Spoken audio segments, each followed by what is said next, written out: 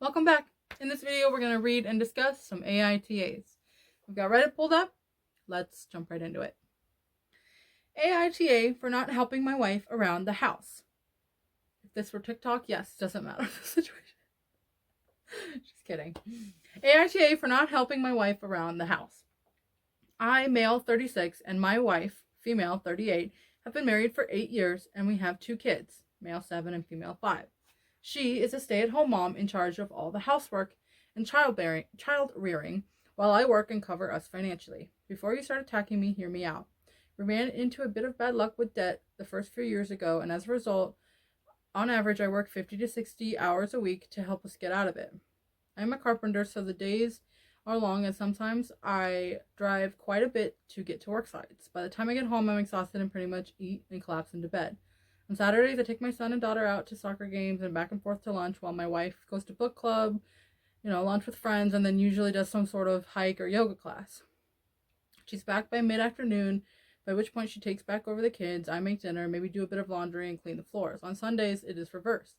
I go out with my mates. By mid-afternoon, I return. We have our babysitter come around and we spend the night together.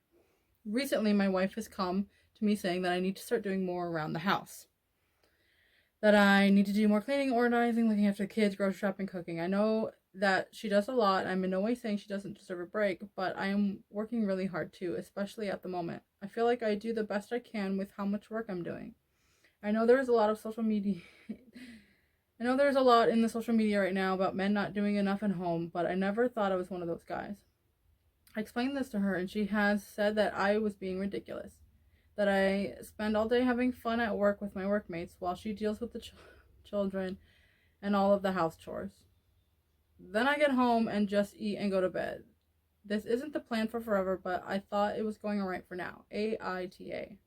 Edit. My son is in school full time and my daughter is in daycare 2 days a week, starting school this year. Edit. Just adding in my comment since lots of people are asking. I look everything to do with my son's sports aside from driving him and Wednesday practice since I'm at work. Same with my daughter's swimming lessons. On those Saturdays, I make lists of groceries I think I need to be picked up. Admittedly, she decides what she wants to cook and has the final say-so. I go around and empty the laundry baskets, pick stuff up. I make dinner on Saturday. I take care of all of the bills, car payments, insurance, dates. I do ask my wife before I go to bed if she needs anything else done before I crash, which yes, I get the mental load thing, but I figure if she needs extra help, she'd ask. Usually she says no. I guess in the mornings I could start making my son's school lunch while I make mine and also my daughter's when she starts this year. When she expressed her need for help, it was nothing specific, and when we had this discussion, she was not giving me any specific examples, and even if she did, I leave at 5 a.m. and I'm usually not back till 7:30. I get home and shower, eat, and put laundry into the machine, unpack my work gear. I play, read, clean up our kids, and I'm in bed by 8:30. I don't know how to physically find time to contribute more on the weekends. I'm going with NTA. I literally mentioned TikTok kind of as an aside, as a joke, but I get the feeling that this woman is chronically online. I think a lot of online couples are giving this example that the tasks should be split in a particular way, and I don't think that applies to most couples who don't both work from home as online creators, right? A lot of the online influencer couples that we're seeing both work from home as influencers. They don't even work from home as a still a 9 to 5 type of job. They work as influencers and have really a lot of freedom with their schedules and stuff. And so yes, in those cases, the men should be contributing to childcare as much as to finances, because the woman is contributing to as much as finances, doing the media and all that too. Whatever, I don't know, you know what I mean? So I think it's dangerous for women to, I don't know, it's to become chronically online and think that that's the example of how they should be. Things should be split according to your situations. And it does sound, upon his, if his description of how things are split is true and accurate, it seems like things are split pretty fairly, or that would be my opinion. I would be perfectly acceptable with that personally. I know that doesn't matter, but I'm just an aside. Like, honestly, like, here's the thing, and I know I have a serious bias here, because here's the thing is, I want to be a stay-at-home mom.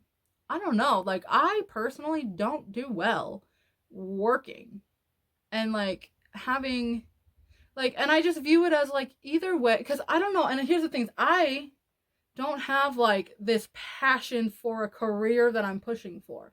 So personally, when I work, it's just me working for a man in order to be able to pay my bills. So for me personally, I would just rather work for, if you will, the man that I love in order to pay my bills, because that's easier work. I like it better than just working for some random dude in order to pay my bills. I'm not saying that applies to every woman. If you have like a passion for a career or things like that, like you probably don't relate at all to what I'm saying. That's fine. Totally love that for you, you know? But I'm just saying, it's like, what on earth was I even saying? What was the purpose?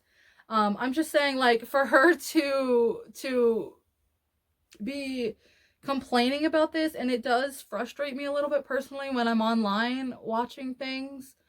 And I very much like that I have a separation between like my online, what I do here and what I care about online, and then when I like log off and I go to my partner who doesn't have anything to do with social media and live a life with him, it's just like, it's good for me to have that separation and go out and speak with women in real life and do things that are not on social media, and see that like real life is not portrayed by social media, even though it can sometimes seem like it is. And I think there's a huge thing about like hating men not doing enough in relationships, and a lot of it's valid, but I just think a lot of it's overblown for views and for sensationalism and stuff nowadays. And I think, and especially here, it's like where, yes, you're a mother of two young kids, but like one of them is in school already and the other's about to start too, so your workload is about to tone down a bit, I would imagine. I always say when I'm talking about like parental things, I'm not a parent. Take what I'm saying with no grains of salt. But I'm just like a human being who understands time management in general, and it seems like your workload's about to tone down. But I think that that's really great of him too. I'll say that like down here at the bottom, he's talking about like maybe he could make the lunches while he's making his, like, he really, according to this description, like he doesn't have time to help. Like he really only has time for what he's already doing. But I like that he literally even went so far out of his way to try to find any little thing. It's like, okay, he's getting creative. He can at least pack their lunches when he's packing that. So I would suggest to the poster to suggest that to her. Be like, look, honey, here's the reality of it, is that I would love to help you. Here's what I can do. It's not much. I recognize that. Then here's what I can do, you know? And the other thing is, I'm just curious, why are y'all in so much debt? Um, is that like a mutual thing, or is that just like life circumstances, or is that like she messed up or he messed, you know what I mean? Like, did she blow all the money on clothes, or did he have a gambling problem? Like, is it his fault that he's working so much to have to cover his own debts? I don't know. Maybe that could complicate things in her view of it. But I'm going with NTA because it seems like you are helping her around the house. That's the thing, is some people consider it not helping just because you're not doing the laundry or the this or the whatever tasks that like the one person is doing. You're helping in doing your own tasks that other person isn't doing. Like my household is, we do like the little bit more traditional of gender roles where he takes care of most bills and stuff. And I am not saying that I am not like working to have my own income. I think that it's very important for a person to have like for both people to have income. Let's say there's a breakup, let's say there's some horrible accident and somebody can't work or anything, like I think it's important that either could cover either if any kind of life tragedy or anything kind of came up or popped up. That aside, it's just like the focus is a little bit more household, things like that for me, and a little bit more financial and bills for him right now. And that works a lot better for me than when my main focus was more financial and stuff, and just like trying to be that more head of household type of role. I can do it, but I don't particularly like it, and I'm not particularly good at it. So I I do kind of relent that to some degree. Let's scroll down and just see what the comments say. For context, do you clean up after yourself, or do you leave things around the house because it's her job? I only ask because she may be having resentments about you losing respect for her being the main caretaker and homemaker and turning it into your maid without realizing. I mean, I doubt that. It's kind of a fair question, but I'm just saying I do doubt that, given that he said like he helps out with chores along the house at home. I feel like if he had a it's her job kind of attitude, he would not be trying to help out with the little things that he does. He wouldn't do the things over the weekends because that's her job. You know what I mean?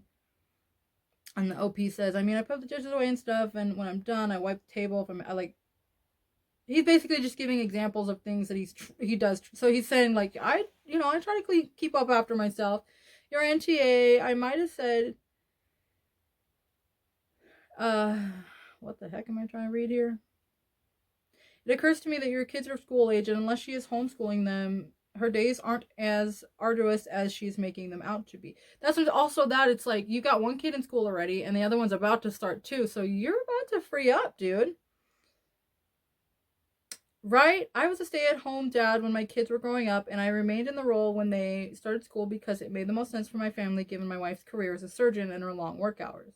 We liked the idea of one parent being home full-time, and my career didn't exactly have a good on-ramp, but a big gap in employment. Being a stay-at-home parent of babies and toddlers is hard. Being a stay-at-home parent of school-aged kids isn't that bad of a gig. I cleaned the house, cooked dinner, got errands done throughout the day, and volunteered with the kids' schools and activities. My wife would come home and at least see the kids before bed, but I never expected her to do a whole lot around the house. That was my job. Fair doesn't mean equal, and I think people need to realize that. I really, really liked that comment, and that was from the comment of a stay-at-home dad, not even a stay-at-home mother, which just was an extra interesting component to it. I think that's a really good outlook on it. Fair doesn't mean equal. If she's contributing so much as she is, and especially given that, like, exactly right, it's like your career didn't really have a good on ramp, and hers did. And again, I can relate to that quite a bit. My career just doesn't really have like a full-fledged on ramp, and his does. So that's what's working better for us right now, right? And yes, we liked the idea of one parent being home full time. Like I agree with that so heartedly, and I agree with that because the science agrees with that. Kids do better when there's that balance in the household, and there's like parental, like the ability for the parent to focus on the children and child rearing. I'm not saying that being a working mom is bad. Like, fucking, you're killing it, dude, right? Like, if you're able to do both, that's amazing. But it is the fact that, like, you're not ever fully focused on one. You're splitting yourself between the two. A lot of women do that really well, but they're still splitting themselves between the two. It is better when you have a full family unit that like everything can be focused on in the amounts that like are optimal. Everyone's saying MTA. Yeah. 60-hour work weeks is a lot. Like I was doing pretty much like 5 12-hour shifts overnight in a like assisted living care home, and wow, the money was amazing. But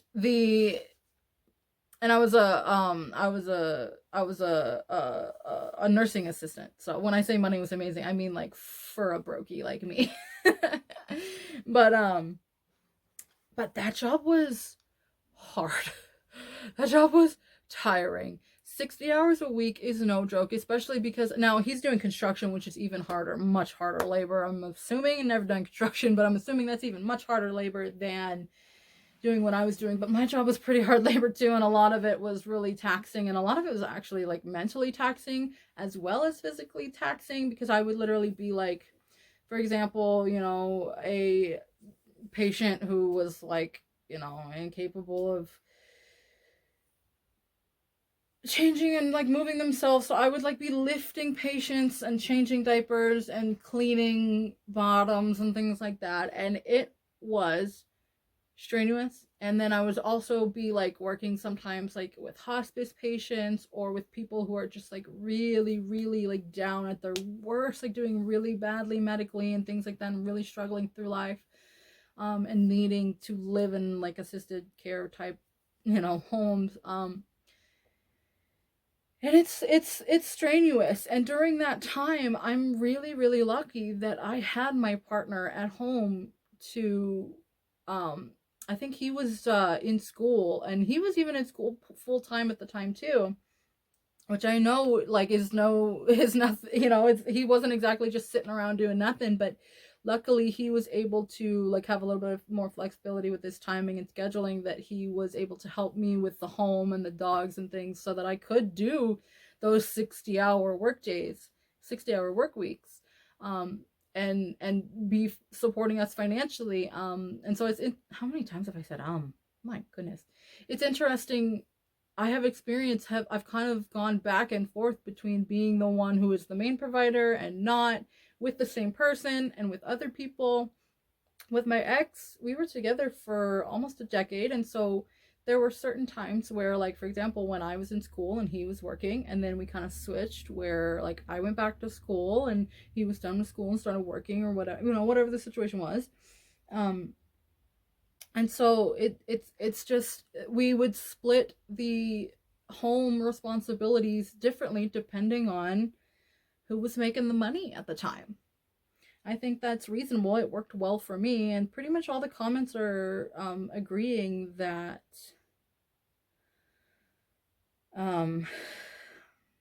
that it's not, that you're not the a-hole for that. Let's move on to another one. Before I lose my train of thought here. I don't know what I'm talking about now with that one. Would I be TA if I packed my ex's stuff and threw it in the yard? Yeah, probably. Let's see if it warrants that.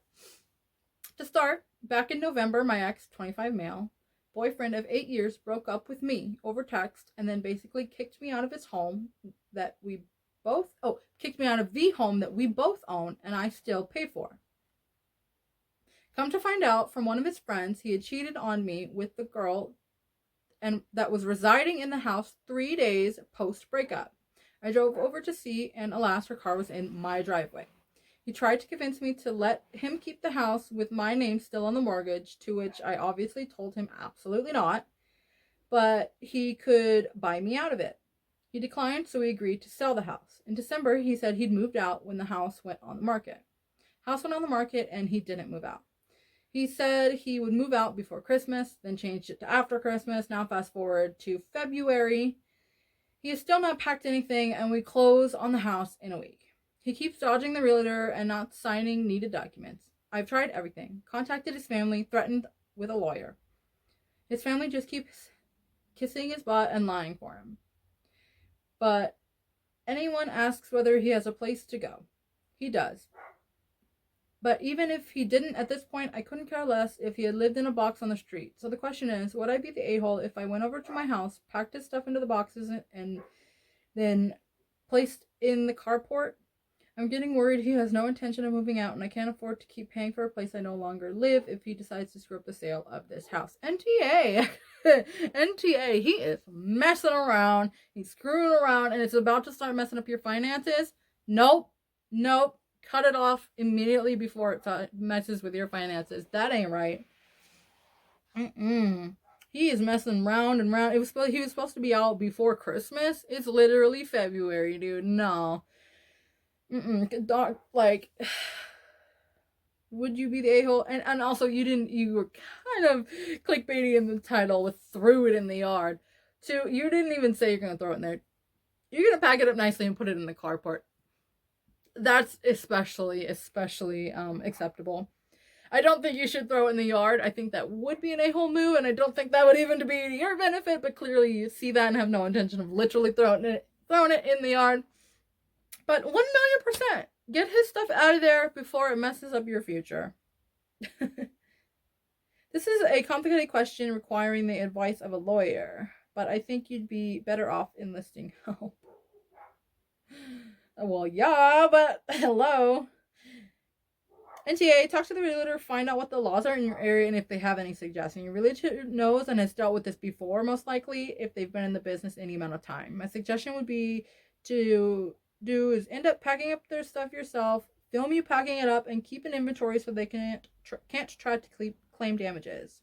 Yeah, smart. See, man, some of these ladies, like, or I don't know who this is. Some of these people are on top of it. I wouldn't even have thought of that, but that is genius. If you both own the house and plan on splitting the proceeds, I would flat out pay professional movers to pack and move his stuff into storage unit and have the cost taken out of his part of the proceeds. Good for you, Scrooge. That's the commenter. NTA, pretty much everybody agrees. NTA, like, this is you're messing around and being silly and immature when it comes to like business and money, and that's inappropriate. And I would absolutely pack the stuff and send it on. Well, put it in the carport. That's a pretty good idea. Let him know that that's what you're doing. Film yourself doing it. That was a great comment. And put it in the carport. I'd say that's a pretty good idea. Let's read another. AITA for eating my roommate's specialty donuts. I, 28 male, live with my friend from college, 29 male, and we bought a house with each other a few years ago. We were great friends in college, but over time he became increasingly aggrieved, entitled, and rude. For example, my mom, who lives in another state, sends me a box of my favorite pastries once every few months. Roommate has a gluten allergy and can't eat them, so my mom sends gluten-free specialty donuts so he can have something too. I think it's a nice gesture, but roommate says things like, why does your mom always get us worthless presents? She should get us something we can actually use for once, like a food processor. That's in quotes. I would tell mom not to get him anything, but I don't want her to know what he says about her and her gifts for us. The most recent pastry drop came, but this time I just ate the gluten-free donuts myself instead of giving them to an ungrateful recipient who thinks they're worthless and stupid. Well, the next day my roommate sees the container in the trash and goes ballistic on me for eating his present and taking what's his. I feel like since these are presents for me from my own mother that they're mine, and while she was kind enough to think of him and get him something as well, he has shown utter contempt and disrespect for her, and so now I feel like he deserves nothing. I feel like if he's going to disrespect my mom, he can't expect to be entitled to her generosity. What should I do? AITA for thinking this way? NTA! Come on. NTA. That's crazy. For him to be so nasty about it, to be so ungrateful and openly nasty about it and say, literally in quotes, like, why should she always get us worthless? Why can't she give me a food processor? Like, why can't she give me a food processor? What are you talking about? Is this an Amazon wish list or like a cute little old lady who's sending you some pastries? What? NTA, that's crazy. And these are like 28 and 29-year-old people. Like, these, you should be mature enough to just be like, honestly, what I would have did is to eat the pastries in front of his face. Be like, see these gluten-free pastries? I'm gonna eat them and not give them to you because you were such a dick about it last time. Like, seriously, I think you NTA at all. I think you could have actually even ramped it up and you still wouldn't have been the a-hole. Let me see. The comments are NTA, but you need to make it very clear as well why you decided. That's what I'm saying. You need to make it clear why you decided that. You could say, well, you keep saying that they're worthless, so I took them as you don't like them.